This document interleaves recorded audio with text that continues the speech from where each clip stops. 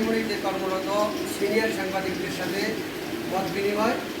আজকের এই মত বিনিময় আমাদের সাথে লন্ডন থেকে জয়েন করছেন মোস্তফা হাজরা ফাউন্ডেশনের প্রতিষ্ঠাতা উপদেষ্টা এবং গ্রিন ইউনিভার্সিটির ভাইস চ্যান্সেলর জনাব, তিনি আমাদের সাথে জয়েন করেছেন। তো তারই পরামর্শে আজকে এই সাংবাদিকদের সাথে মত বিনিময় সভাটি অনুষ্ঠিত হতে যাচ্ছে। আপনারা জানেন পৃথিবীর প্রায় 15টা দেশ সহ আমাদের প্রিয় মাতৃভূমি বাংলাদেশে মোস্তফা হাজরা ফাউন্ডেশন মানবিক কার্যক্রম করছে।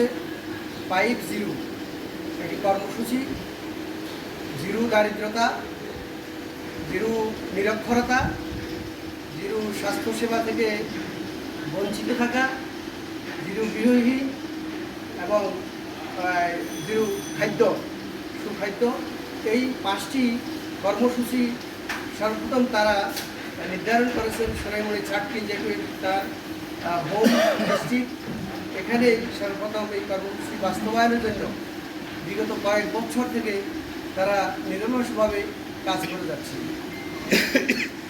বর্তমানে তারা একটি কর্মসূচি পালন করছেন। আপনারা জানেন বিগত 12ই মে থেকে 29শে মে পর্যন্ত এই কাজটি চলমান থাকবে। সোনাইমুড়ির 9টি ইউনিয়নে, প্রতি ইউনিয়নে 3টি করে ক্যাম্প, ছাটকিলেরও 9টি ইউনিয়নে, প্রতি ইউনিয়নে 3টি করে ক্যাম্প এভাবে চলমান আছে। সোনাইমুড়ি পৌরসভা বাদে বাকি 9টি ইউনিয়নে অলরেডি 10টি ইউনিয়নে 3টি করে 30টি প্রোগ্রাম হয়েছে এবং এতে 5,000 সাধারণ মানুষের ব্লাড গ্রুপিং টেস্ট তারা করেছেন, ডায়াবেটিস পরীক্ষা করেছেন 2056 জনের এবং স্পেশাল লিস্ট ডক্টর, মেডিসিন বিশেষজ্ঞ, তাদের মাধ্যমে দরিদ্র জনসাধারণের চিকিৎসা সেবা দিয়ে যাচ্ছেন। একই কার্যক্রম তারা 60 কিলো করছেন। তো জনাব গোলাম মর্তুজা মহোদয়, যিনি গ্রিনউইচ ইউনিভার্সিটির ভাইস চ্যান্সেলর দায়িত্ব পালন করছেন এবং মোস্তফা হাজরা ফাউন্ডেশনের যিনি উপদেষ্টা, তো তিনি বলেছেন যে আমরা যেহেতু এই কাজগুলো করছি, আমাদের এই অঞ্চলে যে সিনিয়র সাংবাদিক যারা আছে তাদের সাথে আমি একটু ডিনার করতে চাই এবং মত বিনিময় করতে চাই। এই কার্যক্রমগুলো সাধারণ মানুষের দোরগোড়ায় যদি না পৌঁছে, মানুষের কর্ণকুহরে যদি না পৌঁছে, তাহলে আমরা সেবা দিতে চাইলেও তারা সেবা নিতে পারবে না, খবর তো পাইতে হবে। এই জন্য তিনি সাংবাদিকদেরকে খুবই গুরুত্ব দেন এবং আধুনিক সাংবাদিকতার অনেক জ্ঞান গর্ব এবং অনেক জ্ঞানে সমৃদ্ধ তিনি। বিগত দিনে আমার সাথে তার যে কথোপকথন হয়েছে, এই কথোপকথনে তার থেকে আমি অনেক কিছু শিখেছি যে আগামীর বিশ্ব সাংবাদিকতায় এবং আইটিতে কী পরিমাণ ভূমিকা রাখতে পারি। গতকালকেই সংক্ষেপে কিছু কথা বলেছি, এতে আমার অনেক অভিজ্ঞতা হয়েছে। আমার এখন মন চাইছে যে ডাক্তারি ছেড়ে দিয়ে বড় এই কাজটাই আমি ভালো করে করা দরকার। এবং আমরা খবর দেখি, যেমন করাপশন, দুর্নীতি, ক্রাইম, সন্ত্রাস এবং দখলদারিত্বের মতো এই সমস্ত অনিয়মের বিরুদ্ধে আমরা যদি সোচ্চার হই, নিউজ করি, আগামী দিনে আমরা যে একটি কল্যাণকর রাষ্ট্র প্রতিষ্ঠা করতে চাই, এই সাংবাদিকরা ব্যাপক ভূমিকা রাখতে পারবেন বলে তার বিশ্বাস এবং আমরাও এটা বিশ্বাস করি। এই কারণেই আজকে মূলত আমাদের এই বৈঠকটি, পাশাপাশি তার বক্তব্যে তিনি আমাদেরকে দিক নির্দেশনা দিবেন আগামী দিনে তাদের সমস্ত প্রোগ্রামগুলোতে আমরা যেন নিউজ কভার করতে পারি। অনেক মানুষ যায় শুধু কিছু সম্মানই পাবে এই আশা, এই সম্মানই দিতে তাদের কোনো অসুবিধা হয় না, কিন্তু নিউজটা তো করতে হবে। দেখা যায় নিউজ হয় না।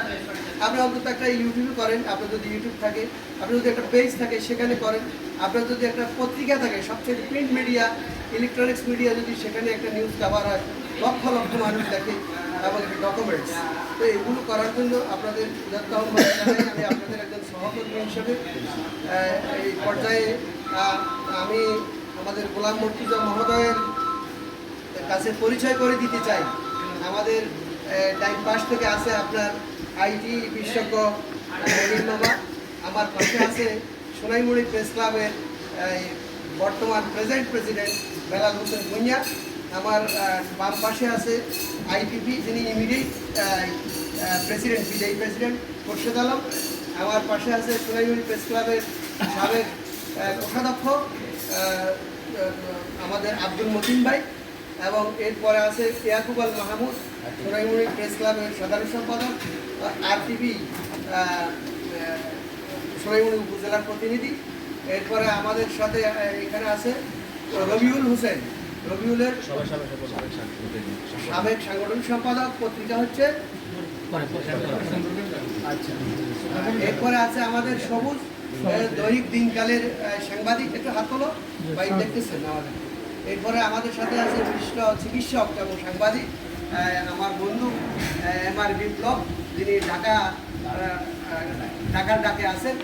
এর পাশেই আছেন সিনিয়র সাংবাদিক, তরুণ সাংবাদিক এবং প্রভাষক আমাদের সোনাইমুড়ি প্রেস ক্লাবের সাবেক জয়েন্ট সেক্রেটারি অধ্যাপক ফজলুল হক, যিনি নয়া দিগন্ত পত্রিকার প্রতিনিধিত্ব করছেন।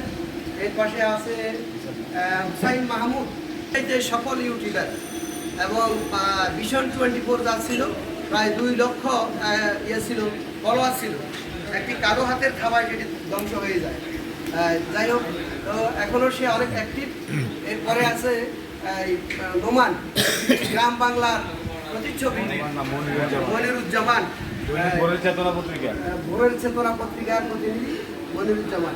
এরপরে হুজাইফা মাহমুদ, তার MHTV 24, এখানে অনেক ফলোয়ার আছে।